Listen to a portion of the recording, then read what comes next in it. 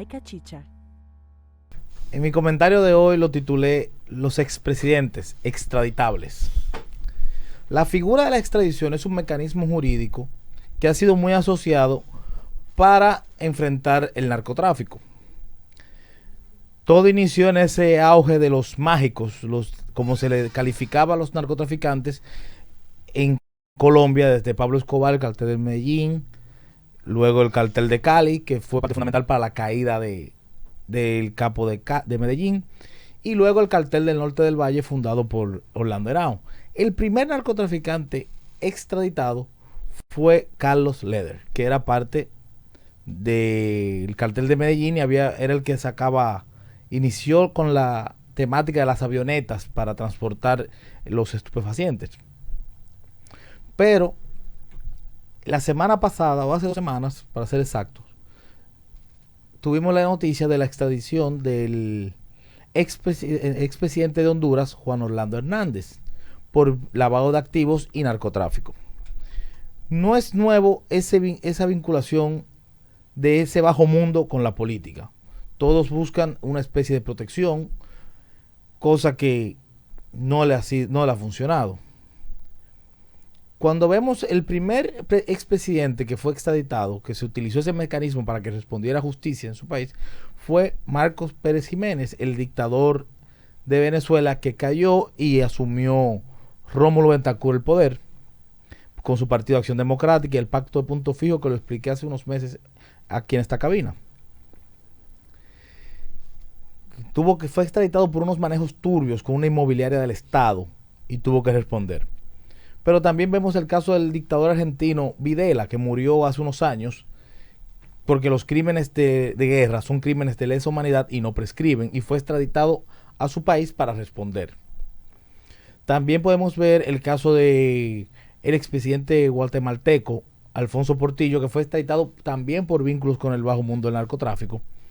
Uno no puede dejar de olvidar a Santofimio, que ex senador de Colombia, que fue el autor intelectual del asesinato de Luis Carlos Galán, ejecutado a manos y por órdenes de Pablo Escobar.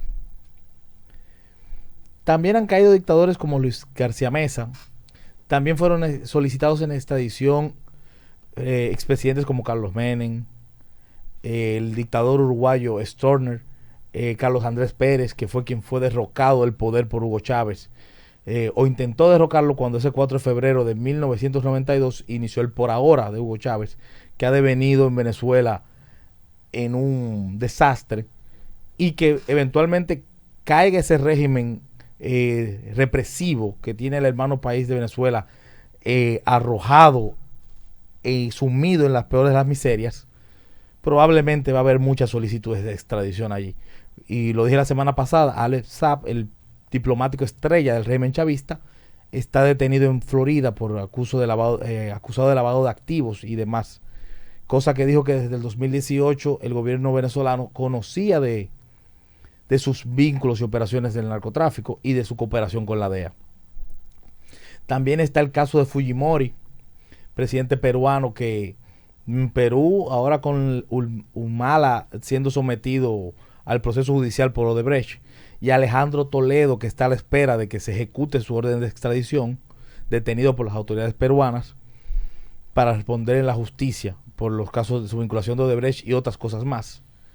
Fujimori llegó al punto de que huyó a Japón, dimitió del poder allá por el caso de los Vladivideos y las matanzas y el exceso, que todo explotó por un exceso de él de tratar de perpetuarse en el poder modificando la Carta Magna. Incluso llegó a tal punto para huir de responder a la justicia que intentó aspirar a un puesto legislativo, un escaño en el Congreso de Japón. Todos estos casos, Pinochet con la orden de arresto que ejecutó Baltasar Garzón para extraditarlo y que respondiera en Chile. No podemos olvidar en Panamá, Noriega, el hombre fuerte, que fue arrestado en territorio panameño, extraditado a Estados Unidos, condenado. Luego también tuvo que responder en Francia por unas acusaciones y luego fue condenado en Panamá, estando cumpliendo pena en Estados Unidos, y tuvo que ir a Panamá a cumplir condena y murió en la cárcel. Que una parte fundamental de la caída de Noriega fue Carlos Leder, que ahora fue liberado los norteamericanos cumplieron el acuerdo y está libre en Alemania, de donde su padre era oriundo. También podemos ver que en la parte final del narcotráfico en Colombia, Diego Montaño, alias Don Diego, cabeza del cartel del Norte del Valle, el último gran cartel, porque si uno ve los estudios de Crime Insight, dice que el perfil del narcotraficante colombiano ha cambiado, que ya no usa tanta ostentación, vive en apartamentos clase media, no produce la droga en sí, sino que hace los contactos, y la FARC los que no se desmovilizaron, que incumplieron el acuerdo, que recientemente uno fue extraditado, son los que hacen los vínculos para el negocio. Uno ve también a Francisco Morales Bermúdez, un dictador que fue solicitado por Argentina también. Nadie está por encima de la ley. Y esto es lo que demuestra. Y Estados Unidos puede cambiar el presidente de turno, el partido, todo. Sin embargo, quien traza la línea operacional y ejecutora del gobierno con respecto a estos países de América Latina, donde debemos recordar también la doctrina Monroe, que somos su patrio trasero, según ellos entienden, cosa que se demostró aquí cuando el gobierno de Danilo Medina abrió relaciones con China y que inició ese rompimiento de las relaciones con Estados Unidos, que culminó con la llamada de Pompeo, que a la sazón era el secretario de Estado del gobierno de Donald Trump. Desde el gobierno de Medina finalizando, se habló de esos vínculos con la FARC. Por eso traía a colación la situación de Diego Montoya, que está extraditado y cumpliendo condena hace años, y junto a Juan Carlos Ramírez Abadía, alias Chupeta, han sido los que le han dado la estocada final al Chapo. Han ido a testificar de sus vínculos con el bajo mundo, con el narcotraficante mexicano, y cómo ellos suplían la droga a este. Una expresidenta del Senado colombiano, que ahora es la directora operacional del partido de la U, de la Unidad, que es parte, creo, de la coalición de derecha de Uribe, Diego Montoya, en cooperación con las autoridades norteamericanas, la mencionó a ella como su enlace político junto a otros dos más. Pero si uno ve el caso de Álvaro Uribe, también tenía sus vínculos supuestamente con las cabezas de la autodefensa, que eran los paramilitares que enfrentaban a la FARC, los hermanos Castaño Gil, que eventualmente terminaron asesinándose cada uno entre ellos, por el enfrentamiento por continuar en el negocio del narcotráfico para costear su guerra. Ninguna de esas expresidentes del Senado que mencioné no ha sido sometida ni llamada a extradición ni nada por el estilo, porque todo depende del interés. Como dijimos antes, los americanos acuñan una frase: business is business. If you're not with me, you are against me. Negocios son negocios. Si no estás conmigo, estás en mi contra. En Estados Unidos la política geopolítica prima por sus intereses.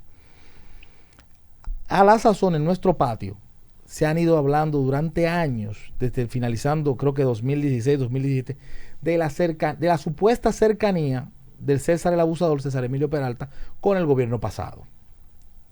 En la actualidad, todo el mundo sabe que la situación de César Emilio Peralta, alias el abusador, es que está cooperando con las autoridades norteamericanas en Puerto Rico. Lo dije en días pasados aquí. El PLD debería poner su barba en remojo. No estoy aquí diciendo que será extraditado. El tiempo dirá, la suerte está echada, como dijo Julio César, antes de cruzar el Rubicón. Alea jacta es. Gracias, Valentín. Esa es la definición en latín. ¿Será Danilo Medina víctima de su propio desenfreno y avasallamiento del poder a manos de quien supuestamente fue su brazo ejecutor en el bajo mundo? Solo el tiempo dirá. Muchas gracias. Tu mañana. By Cachicha.